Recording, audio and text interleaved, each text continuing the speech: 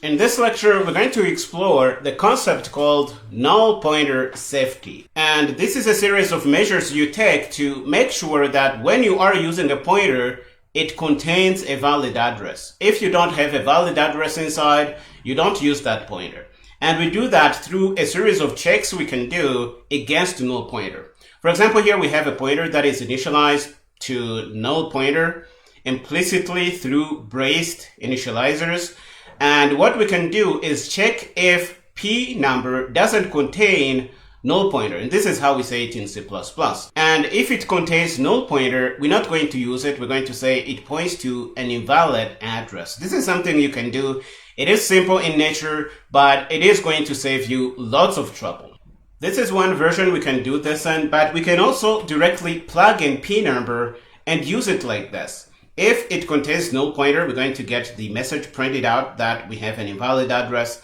If we have something other than null pointer, we're going to have a valid address, and we can do something with that. This is going to work because a pointer can also be implicitly converted into a Boolean expression that our if statement expects here. And it is going to work exactly how we want here. So we're going to see this in a minute when we hit Visual Studio Code. Before we do that though, I want you to be aware that you can call delete on a pointer containing null pointer without doing the check here. It is going to be okay. We have seen many rules about pointers, and many students will develop an intuition that you have to check for null pointer before you do anything on your pointer. And they even do that before they call delete. I have to break it to you that it is safe to call delete on a pointer that contains null pointer. So you don't need to do something like we have here, say, and check if P number 1 and then delete P number 1 and reset that to null pointer.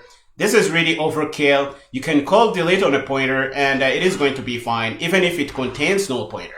Now we're going to go to Visual Studio Code and see these things in action. Here we are in our working directory. The current project is null pointer safety. We're going to grab our template project and we're going to put that in the current project that we are interested in. And we are going to open this in Visual Studio Code open folder. And we are going to put in a verbose null pointer check.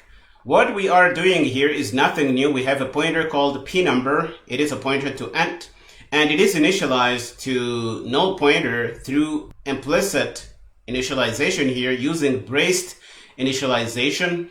And we are checking to see if it contains null pointer. If it does, we're going to say it contains an invalid address. If it doesn't, we're going to say that it has a valid address. And you see that we are using a negation here. You can do this however you want. If we try to build this with GCC, let's see what we get.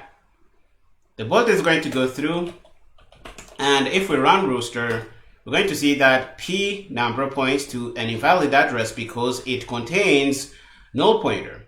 But if we try and set up a new variable, for example, and say P number, and let's use dynamic memory, we have learned about that, and initialize that with a 7, for example, and when it points to a valid address, we're going to print whatever is in there. We know how to do that. So we can say P number, and we're going to print whatever is inside, and say P number through dereferencing, and we're going to say stdendl. Now the pointer is not going to contain null pointer because it contains the address of the memory that was allocated on the heap here. But once we do that, we have to remember to release this memory. So please remember to release your memory after you are done using it. So we're going to say delete P number after that, and we need to reset it to null pointer. In this case, it really is useless because nobody is going to be using this pointer anymore. The program is about to end, but it is a good practice to do this even in this case, because once this way of doing things is burnt into your memory, it has become your habit, you're going to be writing safer C++ code. Now we're going to try and run this. So we're going to build again. The build is going to go through, and it is going to say that we have a valid address in memory, which is this guy, and what is inside is a 7. And now we are writing safer C++ code through null pointer safety here. We can also do a direct check using P number without checking if it is equal to null pointer because this is verbose, but it is something you will see in practice. You can also do something like this and say if p number, and you're going to get exactly the same thing. So if we have some valid address inside, we're going to print that. Let's print the same thing as in the previous code here. And if we build and run, we're going to get exactly the same thing.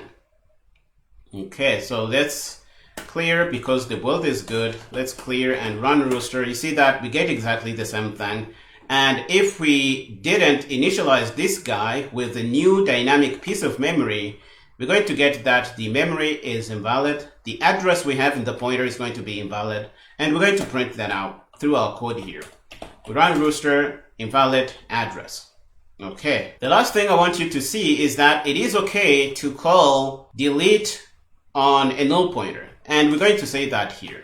So we're going to go down here and put in a piece of code. We are setting up a new pointer, p number 1, initialized with null pointer. If we call delete on it, this is going to work really well, and you're not going to get a crash or anything. This is valid C++ code. So if we try and compile this, it is going to work fine, and you don't really have to do a null pointer check before you delete like this, because that's overkill. You see that the program built successfully, and we can clear and run it, and we're going to get exactly the same things we had before.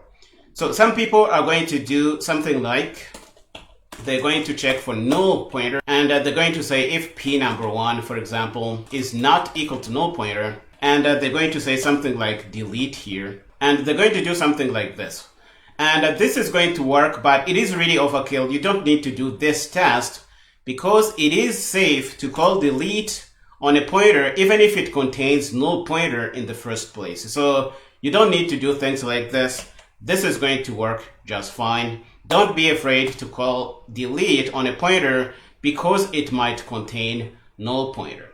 This is really all we mean by null pointer safety, and I hope I gave you a few examples to make this pretty clear. We are going to stop here in this lecture. In the next one, we're going to learn about memory leaks. Go ahead and finish up here and meet me there.